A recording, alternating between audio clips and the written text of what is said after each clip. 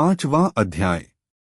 नारद जी का शिवतीर्थों में भ्रमण व ब्रह्मा जी से प्रश्न।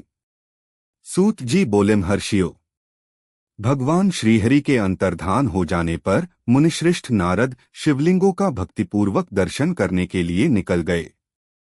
इस प्रकार भक्ति मुक्ति देने वाले अनेक शिवलिंगों के उन्होंने दर्शन किए। जब उन रुद्रगणों ने नारद जी को वहां देखा तो वे दोनों गण अपने शाप की मुक्ति के लिए उनके चरणों पर गिर पड़े और उनसे प्रार्थना करने लगे कि वे उनका उद्धार करें। नारद मुने, हम आपके अपराधी हैं। राजकुमारी श्रीमती के स्वयंवर में आपका मन माया से मोहित था। उस समय भगवान शिव की प्रेरणा से आपने हमें शाप दे दिया था। अब आप हमारी जीवन रक्षा का उपाय कीजिए। हमने अपने कर्मों का फल भोग लिया है। कृपा कर हम पर प्रसन्न होकर हमें शाप मुक्त कीजिए। नारद जी ने कहा, हे रुद्रगणों, आप महादेव के गण हैं एवं सभी के लिए आदरणीय हैं। उस समय भगवान शिव की इच्छा से मेरी बुद्धि भ्रष्ट हो गई थी, इसलिए मोहवश मैंने आपको शाप दे दिया था। आप लोग मेरे इस अपराध को क्षमा कर दें। परंतु मेरा वचन झूठा नहीं हो सकता, इसलिए मैं आपको शाप से मुक्ति का उपाय बताता हूँ।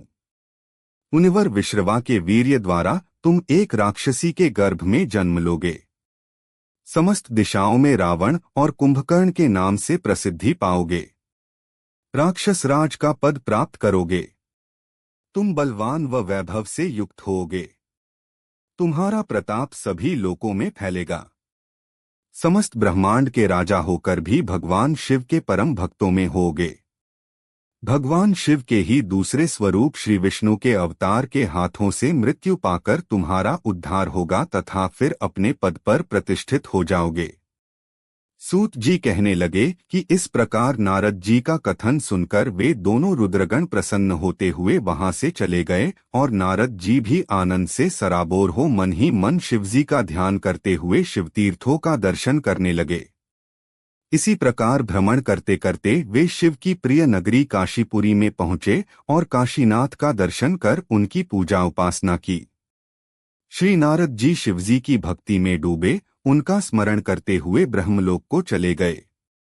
वहां पहुंचकर उन्होंने ब्रह्मा जी को आदरपूर्वक नमस्कार किया और उनकी स्तुति करने लगे। उस समय उनका हृदय शुद्ध हो चुका था और उनके हृदय में शिवजी के प्रति भक्ति भावना ही थी और कुछ नहीं।